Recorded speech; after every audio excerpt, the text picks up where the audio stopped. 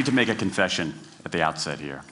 A little over 20 years ago, I did something that I regret, something that I'm not particularly proud of, something that in many ways I wish no one would ever know, but that here I feel kind of obliged to reveal. In the late 1980s, in a moment of youthful indiscretion, I went to law school. Now,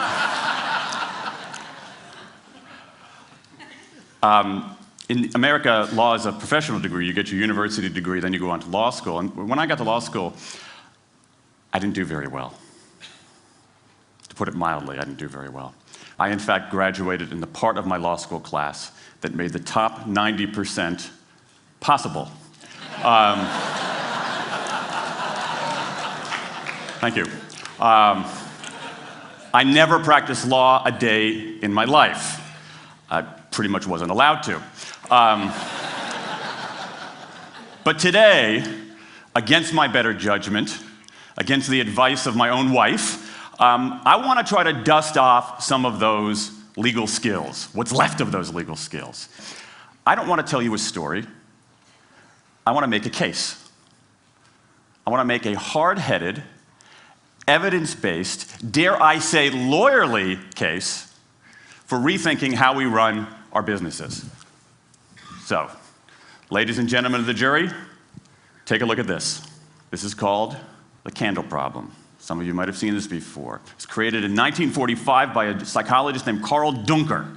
Carl Duncker created this experiment that's used in a whole variety of experiments in behavioral science. And here's how it works. Suppose I'm the experimenter. I bring you into a room. I give you a candle, some thumbtacks, and some matches. And I say to you, your job is to attach the candle to the wall so the wax doesn't drip onto the table. Now, what would you do? Many people begin trying to thumbtack the candle to the wall. Doesn't work. Some people, and I saw somebody kind of make the motion over here, some people have a great idea where they light the match, melt the side of the candle, try to adhere it to the wall. It's an awesome idea. Doesn't work. And eventually, after 5 or 10 minutes, most people figure out the solution, which you can see here. The key is to overcome what's called functional fixedness. You look at that box and you see it only as a receptacle for the tacks, but it can also have this other function as a platform for the candle. The candle problem. Now, I want to tell you about an experiment using the candle problem done by a scientist named Sam Glucksberg, who's now at Princeton University in the US. This shows the power of incentives. Here's what he did. He gathered his participants and he said, I'm going to time you how quickly you can solve this problem. To one group, he said, I'm going to time you to establish norms, averages, for how long it typically takes someone to solve this sort of problem. To the second group, he offered rewards. He said, if you're in the top 25% of the fastest times, you get $5. If you're the fastest of everyone we're testing here today, you get $20. Okay, now this is several years ago, adjusted for inflation. It's a decent sum of money for a few minutes of work. Okay, it's a nice motivator. Question, how much faster did this group solve the problem? Answer, it took them on average 3.5 minutes longer. 3.5 minutes longer. Now this makes no sense, right? I mean, I'm an American, I believe in free markets, that's not how it's supposed to work, right? If you want people to perform better, you reward them, right? Bonuses, commissions, their own reality show, incentivize them. That's how business works, but that's not happening here. You've got an incentive designed to sharpen thinking and accelerate creativity, and it does just the opposite. It dulls thinking and blocks creativity. And what's interesting about this experiment is that it's not an aberration. This has been replicated over and over and over again for nearly 40 years. These contingent motivators. If you do this, then you get that, work in some circumstances, but for a lot of tasks, they actually either don't work or often they do harm. This is one of the most robust findings in social science and also one of the most ignored. I spent the last couple of years looking at the science of human motivation, particularly the dynamics of extrinsic motivators and intrinsic motivators. And I'm telling you, it's not even close. If you look at the science, there is a mismatch between what science knows and what business does. And what's alarming here is that our business operating system, think of the set of assumptions and protocols beneath our businesses, how we motivate people, how we apply our human resources. It's built entirely around these extrinsic motivators, around carrots and sticks. That's actually fine for many kinds of 20th century tasks. But for 21st century tasks, that mechanistic reward and punishment approach doesn't work, often doesn't work, and often does harm. Let me show you what I mean. So Glucksberg did another experiment similar to this, where he presented the problem in a slightly different way, like this up here. Okay? Attach the candle to the wall so the wax doesn't drip onto the table. Same deal. You were timing for norms. You were incentivizing. What happened this time? This time, the incentivized group kicked the other group's butt. Why? Because when the tacks are out of the box, it's pretty easy, isn't it? If-then rewards work really well for those sorts of tasks, where there's a simple set of rules and a clear destination to go to. Rewards, by their very nature, narrow our focus, concentrate the mind. That's why they work in so many cases.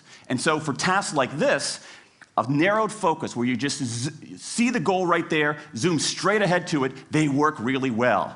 But for the real candle problem, you don't want to be looking like this. The solution's not over here. The solution's on the periphery. You want to be looking around. That reward actually narrows our focus and restricts our possibility. Let me tell you why this is so important. In Western Europe, in many parts of Asia, in North America, in Australia, white-collar workers are doing less of this kind of work and more of this kind of work. That routine, rule-based, left-brain work, certain kinds of accounting, certain kinds of financial analysis, certain kinds of computer programming, has become fairly easy to outsource, fairly easy to automate. Software can do it faster. Low-cost providers around the world can do it cheaper. So what really matters are the more right-brain, creative, conceptual kinds of abilities. Think about your own work. Think about your own work.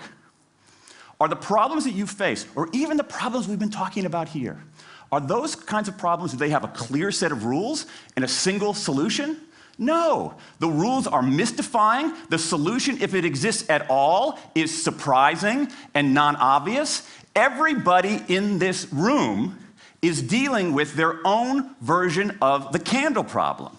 And for candle problems of any kind, in any field, those if-then rewards, the things around which we've built so many of our businesses, don't work. Now, I mean, it makes me crazy. And this is not, here's the thing, this is not a feeling, okay? I'm a lawyer, I don't believe in feelings. This is not a philosophy. I'm an American, I don't believe in philosophy. This is a fact, or as we say in my hometown of Washington, D.C., a true fact. Let me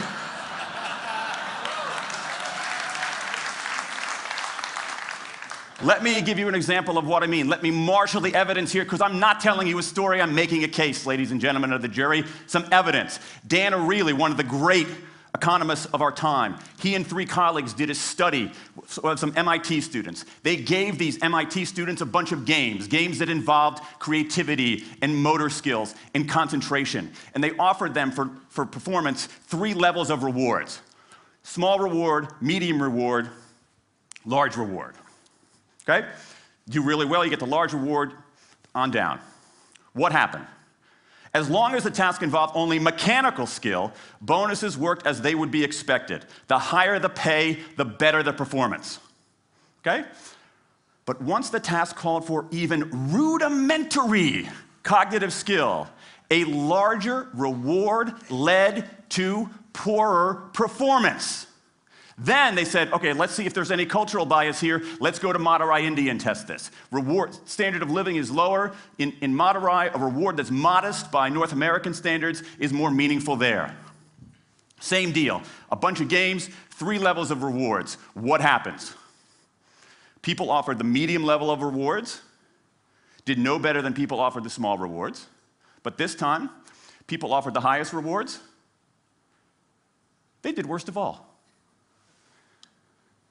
In 8 of the 9 tasks we examined across 3 experiments, higher incentives led to worse performance.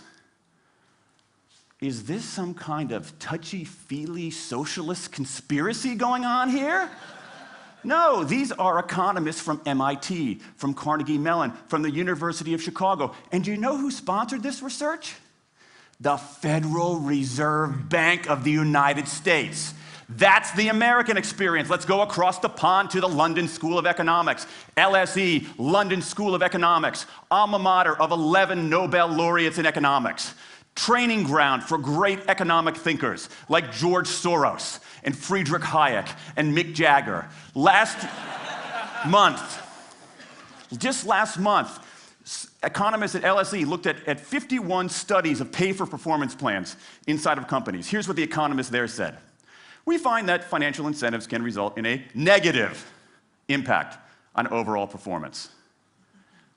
There's a mismatch between what science knows and what business does.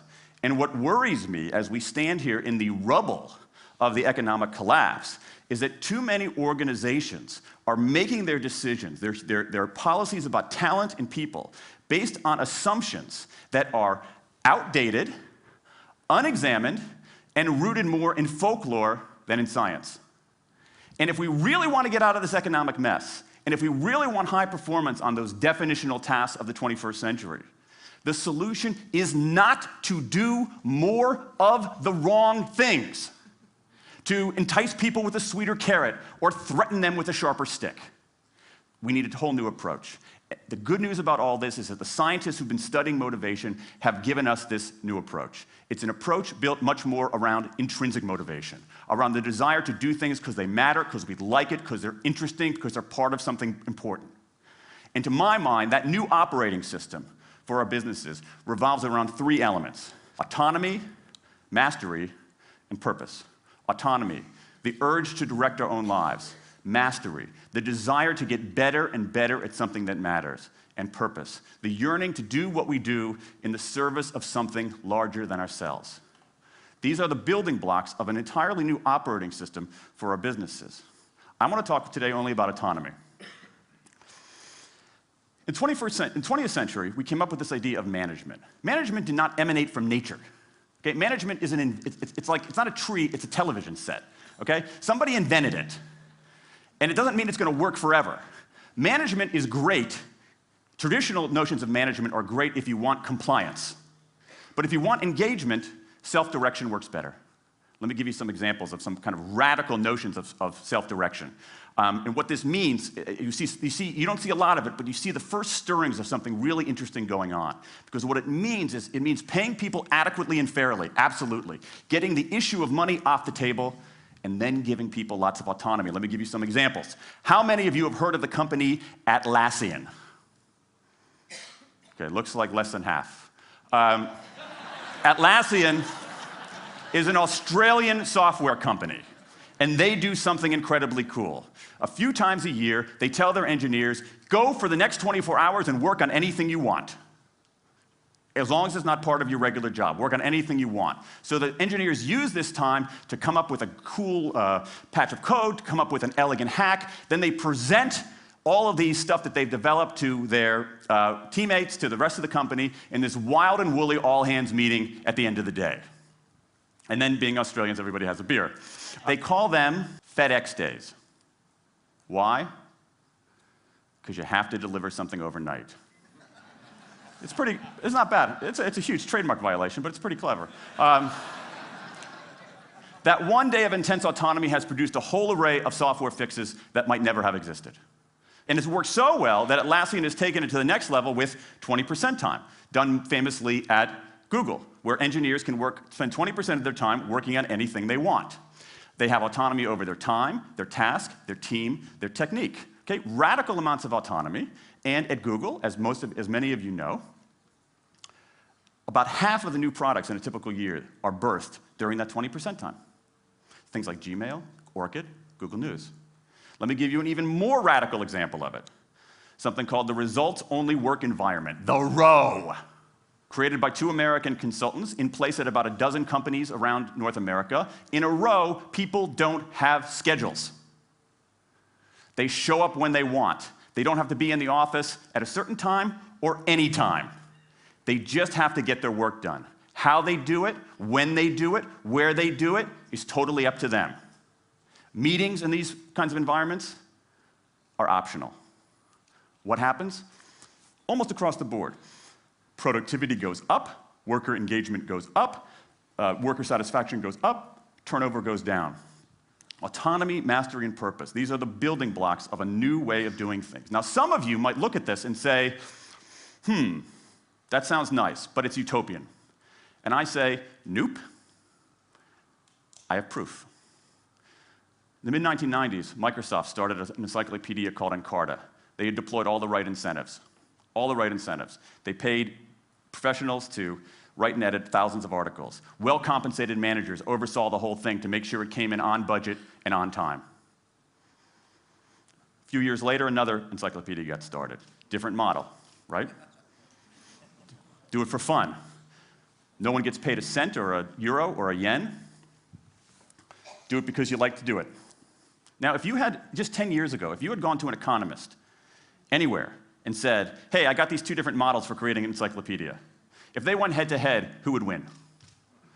10 years ago, you could not have found a single sober economist anywhere on planet Earth who would have predicted the Wikipedia model. This is the titanic battle between these 2 approaches. This is the Ali Frazier of motivation, right? This is the Thrilla in Manila, all right? Intrinsic motivators versus extrinsic motivators. Autonomy, mastery, and purpose versus carrots and sticks. And who wins? Intrinsic motivation, autonomy, mastery, and purpose in a knockout. Let me wrap up. There's a mismatch between what science knows and what business does, and here's what science knows. 1, those 20th century rewards, those motivators we think are the natural part of business, do work, but only in a surprisingly narrow band of circumstances. 2, those if-then rewards often destroy creativity. 3, the secret to high performance isn't rewards and punishments, but that unseen intrinsic drive, the drive to do things for their own sake, the drive to do things because they matter. And here's the best part. Here's the best part. We already know this. The science confirms what we know in our hearts. So, if we repair this mismatch between what science knows and what business does, if we bring our motivation, notions of motivation, into the 21st century, if we get past this lazy, dangerous ideology of carrots and sticks, we can strengthen our businesses, we can solve a lot of those candle problems, and maybe, we can change the world. I rest my case.